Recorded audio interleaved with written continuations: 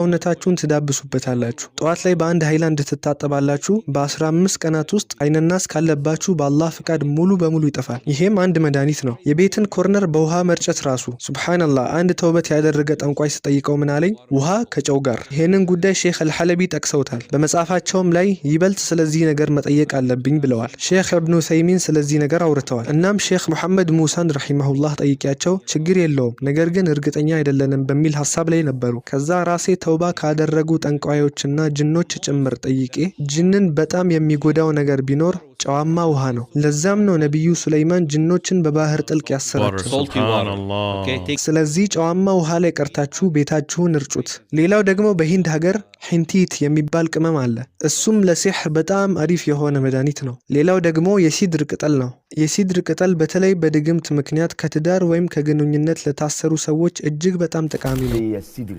الحبة السوداء الهلتيت الملح فدا بيكره الجن بطريقة ما عادية. ኢማም ኢብኑል ቀይም ረሂመሁላህ አንዴ መካ ያሉ በጣም ታመሙ። ከዛ ዘምዘም ውሃ ላይ ፋቲሃ ቀርተው በዛ ነው የተሻላቸው። ከዚህ በላይ ምን አለ? ቁርአን አለን። የነብዩ ሰለላሁ ዐለይሂ ወሰለም ሱና አለን። ለምሳሌ ጥቁር አዝሙድ ከሞት በስተቀር ለሁሉም ነገር መድኃኒት የሆነ ነገር ነው። ሌላም ነብዩ ሰለላሁ ዐለይሂ ወሰለም እንዳሉት ፈውስ በሶስት ነገሮች ውስጥ አለ። ማር በመጠጣት በሂጃማ እና በእሳት መተኮስ። ነገር ግን ሶስተኛውን እኔ ኡመቴን ከለክላለሁ ብለዋል። ለልጆቻችሁ ጠዋት ምን ታደርጋላችሁ መሰላችሁ? አንድ የሚረጭ ዕቃ ውስጥ የተቀራበት ውሃ አድርጉና ከቤት ከመውጣታቸው በፊት ልክ እየተጫወታችሁ ይመስል ፊታቸው ላይ ርጩትና በእጃችሁ አብሱት። በአላህ ፍቃድ ይጠበቃል። ወይም እጃችሁን በላያቸው ላይ አድርጋችሁ ይህን ዱዓ ትላላችሁ። ወዒዙኩማ ቢከሊማቲላሂ ታማ ሚን ኩል ሸይጣኒን ወሃማ ወሚን ኩል ዐይኒን ላማ። ነቢዩ ሰለላሁ ዐለይሂ ወሰለም በሐሰንና ሁሴን ላይ ያደርጉት የነበረው ይህንን ነው። ነቢዩ ሰለላሁ ዐለይሂ ወሰለም እንዳሉት ለሁሉም በሽታ መድኃኒት አለው። ነገር ግን ይሄ ሁሉ እንዲሰራ ዋነኛው መስፈርት በአላህ ላይ ሙሉ እምነትና ተወኩል መኖር ነው። ልጆች ላይ በተለይ የመንፈስ ጅን የሚባሉት ሊጠጓቸው ይችላሉ። እነዚህ ደረጃ 2 ላይ ያሉ ጅኖች ናቸው። በአለባማ ውስጥ የምትኖር አንዲት ልጅ ነበረች። ልጅቷ 7 ጅን ነበር የሰፈሩባት። ሁኔታዋ በጣም ያሳዝን ነበር። ማታ ራቁቷን የተነሳች ትዞር ነበር። ወላጆቿ በቪዲዮ ይቀዷት ነበር። ልጅቷ ከማይታዩ ፍጥረታት ጋር ታወራለች ምናምን። በቃ ወላጆቿ ግራ ገባቸው። ከዛ ከመዲና የተመረቀ አንድ ወንድም ይሄዳል። አከምካት፣ እኛ ሁላችንም ወደ እስልምና እንገባለን አሉ። እናም ወደ አመት ወሰደበት። እናም ልጅቷ ተሻላት። አልሐምዱሊላህ ሙሉ ቤተሰብ ወደ እስላም ተመለሱ። ስለዚህ ጅኖች ደረጃ አላቸው። አዋሚር፣ ከዛ ቀሪን፣ ከዛ ሸያጢን፣ ከዛ ዒፍሪት፣ ከዛ ማሪድ። ማሪዶች በጣም መጥፎቹ ናቸው። ማሪድ ማለት የጅን ጠንቋዮች ናቸው። የሚያደርሱት ጉዳትም ከፍተኛ ነው። አላህ ሂዳያ የሰጠው አንድ ጠንቋይ በግል የነገረኝን ታሪክ ልንገራችሁ። አንድ ሰው ላይ አንደኛ ደረጃ የሆነ ቀለል ያለ ጅን ይልክበታል። ጅኑ ሄዶ ይመለሳል። ይህን ሰው አላገኘሁትም ይለዋል። እሱም አላገኘሁትም ማለት ምን ማለት ነው? እኔ እኮ እዚህ ያየሁት ነው ይለዋል። የሆነ የሚጠቀሙት ትንሽ ኳስ ነገር አላቸው። ሰውየውን ባለበት ሆነው ማየት ይችላሉ። ጅኖቹ ያሳዩታል። አጠቃቀሙን ከቻሉበት መጠቀም ይችላሉ። በዚሁ አጋጣሚ ለልጆች የምመክረው ነገር ቢኖር የዲዝኒ ፊልሞችን አትዩ። ምክንያቱም አብዛኛውን የዲዝኒ ፊልሞች የተጻፈው በባለሙያ ሳሒር ነው። ካላመናችሁኝ አንድ ምሳሌ ልንገራችሁ። የሲንድሬላን ፊልም ሁላችንም እናውቃለን። ያቺ ጠንቋይ አሩጊት በእጇ ያዘችው እንጨት አለ አይደል? የሆነ የተናገረችው ነገር አለ። ሙሉ አረፍተ ነገሩን አልጨረሰችውም። ወላሂ የተናገረችው ቃል በቃል ሸምሰል መዓሪፍ ላይ ያለ ነው። ጅኖች ራሳቸውን ወደ ሌላ ነገር የሚቀይሩት በዛ ቃላቶች ነው። በፊልሙ ላይ ግን ቃሉን ሙሉ በሙሉ አልጨረሰችውም። ስለዚህ ይህን ስክሪፕት የጻፈው ሰው ስለዚህ ነገር በሚገባ ያውቃል ማለት ነው። እናም በፊልም አሳምረው ሊያቀርቡልን ይፈልጋሉ።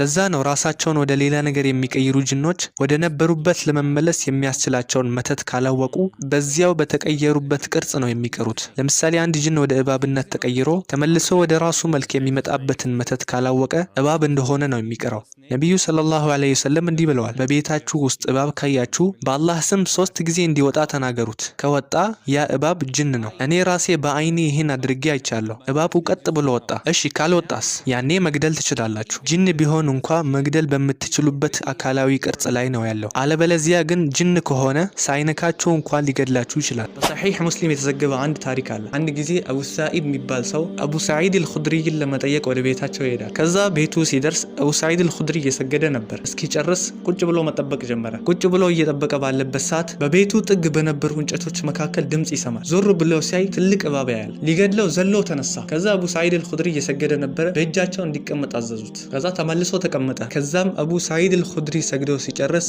አንድ ታሪክ ነገሩት። ከኛ ከአንሳሮች መካከል አንድ ወጣት ነበር፣ አዲስ ሙሽራም ነበር። እናም ከነብዩ ሰለላሁ ዐለይሂ ወሰለም ጋር የኸንደቅ ዘመቻ ይሄዱ ነበር። እናም ይሄ ሰው አዲስ ሙሽራ በመሆኑ እኩለ ቀን ላይ ከነብያችን ፍቃድ ወስዶ ወደ ቤቱ ይሄድ ነበር። እናም አንድ ቀን አስፈቅደው ነብያችን ፈቀዱለትና ይሄ ወጣት ወደ ቤቱ ተመለሰ። ልክ ቤቱ ሲደርስ ሚስቱን ውጭ ያገኛታል። ምን ሆንሽ? እስቲ ግባና የሚጠብቅህን እንግዳ እያለችው። ልክ ቤቱ ሲገባ ምንም ያክል እባብ አልጋው ላይ ተጠቅልሎ ተቀምጧል። ከዛም ይሄ ወጣት በእጁ ጦሩን እንደያዘ ነበረ። በጦሩ ወጋው። ከዛም እባቡ መልሶ ሰውየውን አጠቃው። ከዛም ይህንን ያዩ ሰዎች ከሁለቱ ማን ቀድሞ እንደሞተ መለየት አልቻልንም አሉ። ሁለቱም ወዲያውኑ ሞቱ። ይህንንም ለነብያችን ሰለላሁ ዐለይሂ ወሰለም ሲነግሯቸው ነብያችን ምን አሉ? በመዲና ሻሃዳ ያዙ ጅኖች አሉ። ከነሱም አንዱን በእባብ ተመስሎ ቤታችሁ ውስጥ ካያችሁ ለ3 ቀናት እንዲወጡ አስጠንቅቋቸው። ከወጣ ጅን ነው፣ ካልወጣ ግን ግደሉት፣ ያ ሸይጣን ነውና አሉ። ነገር ግን ይሄ ቤት ውስጥ ሲገኝ ነው። ውጪ ላይ ለምሳሌ ጫካ ውስጥ ወይም በረሃ ላይ ሲታዩ ወዲያውኑ ነው የሚገደሉት። ነገር ግን በሌላ ሐዲስ እንደመጣው ሁለት እባቦች ወዲያውኑ ይገደላሉ ቤት ውስጥ ቢገኙ።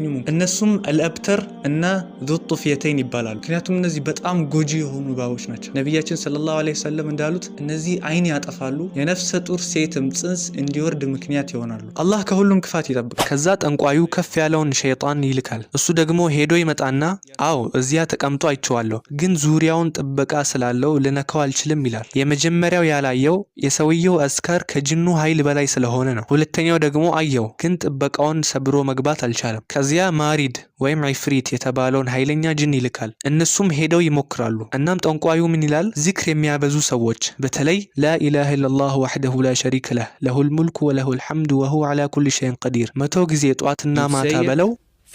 ይህንን ሼክ ወሒድ በግል ነግረውኛል። በራሳቸው መጽሐፍ ላይም ጠቅሰውታል። በአንድ ወቅት ሩቅያ ሲቀሩ ጅኑ ከዚህ አካል ወጣለሁ፣ ግን መስፈርት አለኝ፣ እሱም አንተ ውስጥ ገባለሁ አላቸው። ባልየው አረሺ እንዳትል አንተ ውስጥ ከገባ ማን ሊቀራልህ ነው አለ። ሼኹም ና ግባ አለው። ከጥቂት ደቂቃዎች በኋላ ጅኑ ይጮህ ጀመር። ምን ሆንክ ሲሉት ምንም ላደርገው አልቻልኩም፣ ጠዋት ላይ ያንን ዚክር 100 ጊዜ ቀርተዋልና አለ። ራሳቸው ጅኖች እንኳ ዚክር ካደረጉ ከሚጎዷቸው ጠንቋዮች ይጠበቃሉ። አልሐምዱሊላህ። ለምሳሌ ሼክ ዑስማን አንተ ብዙ ሻሃዳ ሰጥተሃል፣ እኔ ለጅን ሻሃዳ ሰጥቻለሁ። አላሁ አክበር። Really? Alhamdulillah. And it was you got me beat on that one, Sheikh. I've never given shahada to a jinn. Only one. በአሜሪካ ፍሎሪዳ የምትኖር አንዲት ሴት 7 የጅን ቤተሰቦች ለክፈዋት ነበር። የሚገርመው ነገር ድግምቱን ያደረገባት ሰውዬ ኢማም ተብዬ ነው። የሆነ ነገር ቁርአን ለመቅራት ሄዶ የሳሒር እጅ ላይ ወድቆ ሳሒር ሆኖ ተመለሰ። በኋላ ግን ሩቅያ ስቀራ ከጅኖቹ መካከል ባልየው፣ ልጁና አንደኛዋ ሴት ልጅ እስልምናን ተቀበሉ። እናትየውና ሁለቱ ልጆች ግን ፈሩ። በነገራችን ላይ ክርስቲያኖች ነበሩ። Christian jinn. We talked Wow, about I need to debate some of those. ኢስላምን ከተቀበልን ያላከን ጠንቋይ ይጎዳናል አሉ። እኔ ግን አይዟችሁ የምትጠበቁበትን አዝካር እናስተምራችኋለን አልኳቸው። አልሐምዱሊላህ ሁላቸውም ሰለሙ። መጨረሻ ላይ አያቱል ኩርሲና ፋቲሐን አስተማርናቸው። ሙስሊም የሆነው ጅን ምን አለኝ መሰላችሁ? አያቱል ኩርሲ ስቀራ ጠንቋዩ የላካቸው የጅን ሰራዊቶች ሊያጠቁኝ ሲመጡ አያቸዋለሁ። ነገር ግን እኔ ጋር ሲደርሱ የሆነ ነገር ያስቆማቸዋል አለ። ሱብሃንአላህ። እናም እንደ አዲስ ሙስሊም አያቱል ኩርሲ ምን እንደሆነ አልገባውም ነበር። ነገር ግን ይህንን በራሱ ሲመለከት አሁን አምኛለሁ አለ። አሁን ያ የጅን ቤተሰብ ጠንቋዩ እንዳያገኛቸው ወደ መዲና ተሰደው እዛ እየኖሩ ነው። ስለዚህ ዋናው ነጥብ አዝካሮቻችሁንና ቁርአንን አጥብቃችሁ ያዙ። ቁርአን በውስጡ ብርሃንና መሪነት ብቻ ሳይሆን ፈውስም ጭምር ነው ያለው። በተጨማሪ ሰላታችሁ ላይ በጣም በርቱ። እህቶቻችን ደግሞ ሒጃባችሁ ትልቅ ቦታ ሊሰጠው የሚገባ ነገር ነው። በቀን ውስጥ አንድ ገጽም ቢሆን ቁርአንን መቅራት በፍጹም አታቋርጡ። በተለይ ደግሞ ዲንን እውቀትን የምትማሩና የምታስተምሩ ሰዎችን በሚትይዙበት መንገድ ላይ አላህን ፍሩ። እቺ ዱንያ እኮ አላፊ ናት። ዛሬ ያላችሁ የዱንያ ጥቅማ ጥቅም ዛሬ አለ፣ ነገ የለም። ወላሂ አንድ ቀን ጥለነው እንሄዳለን። ነገር ግን የበደልነውንና የጎዳነውን እያንዳንዱን ሰው በተመለከተ እንጠየቃለን። ሌላው ደግሞ ጅን በሁለት መንገድ ነው ሰውን የሚይዘው። ከውጪ ሆኖ ወይም ከውስጥ ሆኖ። ጂን ወደ ሰውነት ውስጥ የሚገባው በጣም የማይከሰት ነገር ሲሆን በአራት ሁኔታዎች ውስጥ ነው ሊገባ የሚችለው። ከፍተኛ ፍርሃት፣ ከፍተኛ ንዴት፣ ከፍተኛ ደስታ እና የሴቶች የወር አበባ ጊዜ ምናምን አለ። እሱ ሌላ ጉዳይ ነው። በጂን መያዝ የምንለው ነገር በሳሕር የታዘዘ ጂን በሰው ልጅ ሰውነት ክፍተት ውስጥ ገብቶ ሰፍሮ ሲቀመጥ ነው። ይሄ ደግሞ ለጂኑ በህይወቱ ውስጥ በጣም ከባዱና አስጨናቂው ጊዜ ነው። ከውስጡ ይሁን ከውጭ የሚለውን እንዴት ማወቅ እንችላለን? አንድ ሰው ራሱን ሙሉ በሙሉ ከሳተ፣ ከዚያ ድምፁና አነጋገሩ ሙሉ በሙሉ ከተቀየረ ያ ሰው በውስጡ ተይዟል ማለት ነው። ጂኑ በቦታው ተገኝቷል፣ ሰውየውንም ሙሉ በሙሉ ተቆጣጥሮታል ማለት ነው። ነገር ግን ያ ሰው ነቅቶ ከሆነ እየተነጋገራችሁትና የሚያደርገውን የሚያውቅ ከሆነ ድምፁን ቀይሮ ቢያወራ እንኳን ያ በውስጡ ያለ ጂን አይደለም። ያ ራቂውን ትኩረቱን ለመቀየር ከውጪ ሆኖ የሚረብሽ ሸይጣን ነው። ጂን ወደ ሰውነት ሲገባ በአፍንጫ፣ በአፍ፣ በአይን ወይም በጆሮ በኩል ነው የሚገባው። ጂን የሚቀመጠው በአይምሮ ላይ ነው። ከዚያ ሆኖ ነው መላው ሰውነቱን የሚቆጣጠረው። ያኔ የተያዘው ሰው ከተፈጥሮ ውጪ የሆኑ ነገሮችን ሲያደርግ ታያላችሁ። አንዲት እህት ነበረች። ሩቅያ ስቀራባት ጭንቅላቷን 180 ዲግሪ ታዞረው ነበር። አይኖቿ ወላሂ በአላህ ምላለው ወጥተው ሊወድቁ ምንም አይቀራቸውም። It's beyond scary. እሷ መሬት ላይ ተቀምጣ እኔ ሶፋ ላይ ሆኜ ሳነብባት ወደ ላይ ተንሳፋ እኔ ካለሁበት ከፍታ እኩል ትደርስ ነበር። In front of you, with your own eyes. በጣም ቀጭን ከመሆኗ የተነሳ ብትነካት የምትሰበር ነው የምትመስለው። ነገር ግን በዛ ሁኔታ ስትሆን 7 ሰዎች እንኳን አይችሏትም። ይሄ ከሰው አቅም በላይ ነው። በጂን የማያምን አንድ ሼክ መጥቶ ነበር። ከጽንፈኞቹ አንዱ ነበር። ና አልኩት። እኔ እዛ ቁጭ ብዬ ሻይን እየጠጣው እሱ ማንበብ ጀመረ። እጁን የባሏ እጅ ላይ አድርጎ ነበር። ወደ ላይ መንሳፈፍ ጀመረች። እሱ መንቀጥቀጥ ጀመረ። ከዛ እኔን ዞሮ ያየኛል። እኔ ፈታ ብዬ ሻይን እየጠጣው ነው። አሁን አምኛለሁ፣ ግን ድጋሚ ሩቅያ ላይ አልገኝም ብሎ ነገረኝ። Scary stuff, man. It is. በመጨረሻም ሼክ አማር ለራቂዎችና እንዲሁም ደግሞ ሩቅያ ፈልገው ለሚሄዱ ሰዎች አንዳንድ ምክርን ሰጥተዋል። ምክራቸውን ሰምተን እንጨርሳለን። በዋነኝነት በዚህ ዘርፍ ላይ ለምትሰሩ ሰዎች ወይም ይህን ዘርፍ መማር ለምትፈልጉ ሰዎች መጀመሪያ ቅንነት ይኑራችሁ። በዛ ላይ ያገኛችሁትን አጅር በወንጀልና በስህተት አታጥፉት። እቺ ዱንያ እንድታታለላችሁ አትፍቀዱ። ሰውን እያከምኩ ነው ብላችሁ የበላይነት ስሜት ራሳችሁ ላይ እንዳይመጣ ነገሩን ለአላህ ብላችሁ አድርጉ። እናም በደንብ ተማሩ። ቁርአንንና ሱናን ተማሩ። አልሐምዱሊላህ በእነዚህ ውስጥ ሁሉም ነገር አለ። ዲናችን አንድም ነገር አላስቀርም። እናም ትዕግስተኛ ሁኑ፣ ነገሮችንም በሚገባ ፈጽሙ። ነቢዩ ሰለላሁ ዐለይሂ ወሰለም የህክምና እውቀት ሳይኖረው ሰውን የሚያክም ተጠያቂ ነው ብለዋል። ሰዎችን በኤሌክትሪክ ሾክ አታርጉ። ሰው እስኪሞት ድረስ አትደብድቡ። ሰውን አትነቁ። ወደ ሰው የምትጠጉት በጣም ስትቸገሩና አማራጭ ስታጡ ብቻ ይሁን። ያኔም ቢሆን ግን ሼክ እንትና ካልደረሰልኝ አለቀልኝ ብላችሁ አታስቡ። እኛ ሁል ጊዜ የሚያስፈልገን ቁርአንና ሱና ብቻ ነው። ስለዚህ ማንም ሰው በእናንተ እንዲጠቀምባችሁ እድል አትስጡ። ዙሪያችሁን እዩ፣ ጠይቁ፣ የሰዎችን ዲን መርምሩ፣ ምን እንደሚሰሩና እንዴት እንደሚኖሩ ተመልከቱ። አልሐምዱሊላህ አላህ ማስተዋልን ሰጥቶናል። እውነትን ከሐሰት መለየት እንችላለን። ነገር ግን በሽታዎችንና ምልክቶችን ለይቶ ለማወቅ የግድ ያንን እውቀት ያገኘ የተወሰነ ሰው መሆንን ይጠይቃል።